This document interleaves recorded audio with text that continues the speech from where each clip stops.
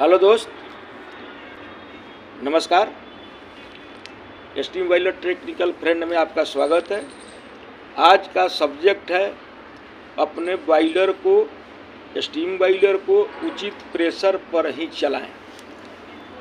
उचित प्रेशर पर चलाने के कई फायदे हैं, यानी ऐसा समझे कि फायदे ही फायदे हैं। अगर आप उचित प्रेशर पर अपने बॉयलर को नहीं चलाते हैं तो फिर नुकसान ही नुकसान है। अब हम फायदे के ऊपर पहले बात करेंगे, उसके बाद नुकसान के ऊपर भी बात करेंगे, ताकि आप अपने बॉयलर को वर्किंग प्रेशर के अनुरूप ही चलाएं। हमारे कहने का अभिप्राय है कि फुल प्रेशर पर ही चलाएं, जितना आपको अनुमति है उतने प्रेशर पर आप चलाएं। स्टीम एब्जॉर्ब करने वाले, आत्मसात करने वाले ऑपरेटरों को कोई कठिनाई नहीं होगी। प्रोडक्ट के गुणवत्ता में किसी भी प्रकार की कोई कमी नहीं आएगी। स्टॉप। लीकेज वगैरह की संभावना 9 के बराबर हो, क्योंकि स्टीम में उतार चढ़ाव होगा नहीं, एकदम एक प्रेशर पर चलेगा तो लीकेज वगैरह नहीं हो सकता है। होगा कम, पैकिंग वगैरह फटने का संभावना कम रहता है लीकेज करने का। और साथ में एक सबसे सुंदर बात है कि ईंधन का खपत कम होगा। हम इसको समझाएंगे कि ईंधन का खपत कैसे कम होगा, आपको अच्छा से बता देंगे। और आपके स्टीम बॉयलर का आयु बढ़ जाएगा, यानी बरकरार रहेगा। बढ़ेगा तो नहीं, बरकरार रहेगा। जो भी एक सिस्टम है, नियम है, उसके अनुरूप बना रहेगा। स्टीम आत्मसात करने वाले ऑपरेटर को काफ़ी दिक्कत का सामना करना पड़ेगा, क्योंकि उनको पता ही नहीं चलेगा कि हम कब तक स्टीम लें। समय का पता नहीं चलेगा, और बढ़िया प्रोडक्ट के लिए समय, तापमान सबका अति आवश्यकता है। उनका पता नहीं चलेगा, ना तो उचित समय पर प्रोडक्ट बना पाएंगे और ना ही उचित तापमान उनको मिलेगा। इसके चलते प्रोडक्ट भी खराब हो सकता है, ये नुकसान है। और जब हम इन सारी बातों पर ध्यान देंगे तो हमें पता चलेगा कि क्वालिटी की गुणवत्ता में तो कमी आएगी ही। सबसे बड़ी बात है कि प्रोडक्शन लॉस हो, खर्च आपका वहीं रहेगा, प्रोडक्शन लॉस हो, एक्शन वगैरह की संभावना बढ़ जाएगी। क्या किया आप देख रहे हैं, हलाएं, यहाँ गैसकेट लगा हुआ है, यहाँ गैसकेट लगा हुआ है, यहाँ गैसकेट लगा हुआ है, तो लीकेज का संभावना बढ़ जाएगा। अगर प्रेशर अप डाउन चला तो ये सब फलांज वगैरह देख रहे हैं, सब पर पैकिंग है, यहाँ से लीकेज का संभावना बढ़ जाता है। अब हमने प्रोडक्शन के बारे में, लॉस के बारे में बता दिया, वहाँ के ऑपरेटरों को क्या दिक्कत होगा, क्वालिटी में क्या दिक्कत होगा, प्रोडक्शन लॉस वगैरह का सब बता दिया। अब बॉयलर में आइए, क्या क्या दिक्कत होगी। पानी कैरी ओवर करेगा, जैसे ग्लास से ही पता चल जाएगा कि पानी अप डाउन काफ़ी हिलेगा, ऊपर नीचे होगा। इसी को कैरी ओवर, बॉयलर के अंदर का भी पानी काफ़ी कैरी ओवर करेगा, झाग, फोमिंग, प्राइमिंग वगैरह ये सब जो कहते हैं वो सब होगा, जिसके चलते स्टीम काफ़ी नमी युक्त होगा। स्टीम के साथ पानी जाएगा तो ये सब लॉस ही लॉस है। पानी जाएगा, वहाँ कंडेंसेट होकर पानी के ऊपर कंडेंस तो है ही है, वाल से निकलता जाएगा, ट्रेप से, फिर वहीं साइकिल चलता रहेगा, कोई फायदा नहीं होगा।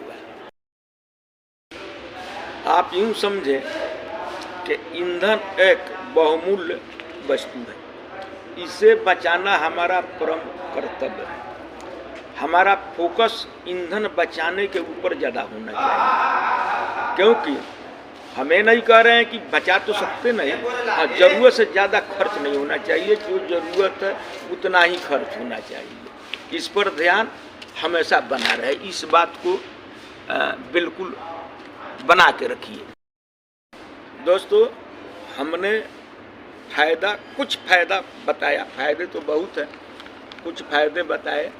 अब अगर आप उचित प्रेशर पर नहीं चलाते हैं तो इसके नुकसान क्या है, इस चीज़ को भी जानिए, तो अब आप फ़ायदे के ऊपर ज़्यादा ध्यान देंगे। अब हम बात करेंगे कि इसके नुकसान क्या क्या है।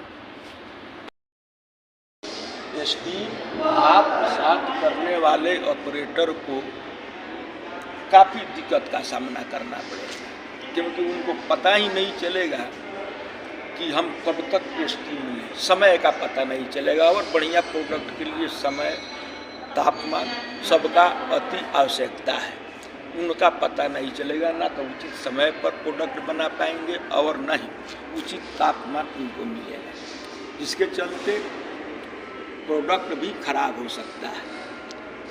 ये नुकसान है। अब हम इस बात को ऐसे समझते हैं, मान लीजिए आपके बॉयलर का वर्किंग प्रेशर 10.54 kg पर cm² है। आपको चलाना है 9 kg पर cm², क्योंकि ये तो आपको 10.45 kg वर्किंग प्रेशर हो गया, तो स्वीकृत प्रेशर से थोड़ा कम चलाएंगे, सेफ्टी वगैरह सेट करेंगे 0.55 kg, 2 सेफ्टी वाल सेट करेंगे। उसके बाद बचा कुल 9.5 kg, तो आप 9-9.5 kg पर बिल्कुल मेंटेन करके प्रेशर रखेंगे। अब इसके फायदे क्या, मान लिया जाए कि 9.5 kg या 9 kg प्रेशर पर आप बॉयलर चला रहे हैं, तो उस समय आपके स्टीम का टेम्परेचर लगभग 170-72 डिग्री सेंटीग्रेड रहेगा। स्टीम जब कोई भी ऑपरेटर स्टीम को जब एब्जॉर्ब करेगा, तो उसके बाद स्टीम जब कंडेंस होगा तो स्टीम ट्रैप के द्वारा निकलेगा। तो उस समय स्टीम ट्रैप के द्वारा निकले हुए पानी, स्टीम युक्त पानी जो निकलता है, उसका टेम्परेचर 120 डिग्री सेंटीग्रेड। तो आप 170 degree centigrade minus 120 degree centigrade, तो ऑपरेटर ने या उसके मशीन ने 50 डिग्री सेंटीग्रेड स्टीम को आत्मसात किया। अगर आप उसी स्टीम को 5 kg पर cm² के हिसाब से भेजते हैं, तो अब उसने कितने ऑब्जर्व किया, क्योंकि 5 kg पर cm² स्टीम का टेम्परेचर होगा लगभग 142 से 45 ही मान लेते हैं। इसको हम चार्ट के द्वारा कभी बता देंगे एक्यूरेट कितना है, हम लगभग बता रहे हैं। तो 145, और फिर वही कंडेंसेट जो स्टीम ट्रैप के द्वारा निकलेगा, उसका टेम्परेचर वही 120 ही रहे। तब कितना उसने ऑब्जर्व किया, मात्र 145 माइनस 120 इक्वल टू 25 डिग्री। अब कहाँ 50 डिग्री 9 kg पर आप चला रहे हैं, तो उसने ऑब्जर्व किया, और कहाँ 25 डिग्री ऑब्जर्व किया। समय 2 गुना 3 गुना भी लग सकता है उसको, प्लस आपने उसी स्टीम को दिया, फिर निकाला, दिया, निकाला, सर्कल का समय भी बढ़ जाएगा, सर्कल का संख्या भी बढ़ जाएगा। तो इसलिए ये बहुत बड़ा लॉस है। और एक बात और समझते हैं,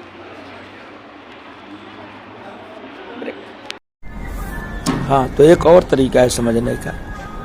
हम सभी ने कभी न कभी खाना बनाया ही होगा, जैसे पढ़ने के समय या नौकरी के समय कभी न कभी जरूर बनाया होगा। तो हम देखते हैं कि प्रेशर कुकर में चावल या दाल चढ़ाने के बाद सेफ्टी का इंतजार करते हैं, यानी सीटी का इंतजार।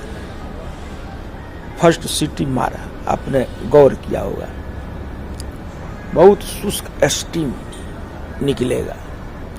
लेकिन वहीं अगर सेफ्टी किसी कारण बस रुक गया, फंस गया या टेढ़ा बेका हो जाता है, कहीं वो डेड वेट सेफ्टी वाल रहता है, बिल्कुल सिंपल था, तो देखिएगा कि झाग वगैरह आने लगा।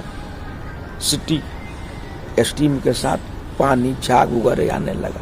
ये क्यों होता है? लो प्रेशर के चलते ही होता है। हाई प्रेशर में तो झाग आया नहीं, बिल्कुल शुष्क स्टीम आया, किंतु जब ही कुछ समय तक सेफ्टी देने के बाद उसका प्रेशर कम हो गया, उसके बाद देखिएगा झाग वगैरह आएगा। ठीक वैसा ही स्टीम बॉयलर के साथ भी होता है, वैसा ही इंडस्ट्रियल बॉयलर के साथ भी होगा। अतः आप ध्यान जरूर देंगे कि अपने बॉयलर को बिल्कुल हाई प्रेशर यानी उचित प्रेशर पर ही जहाँ तक संभव हो ज़्यादा से ज़्यादा प्रेशर मेंटेन करके चलाएं। धन्यवाद। फिर हम किसी अगले सब्जेक्ट पर आपसे बात करेंगे।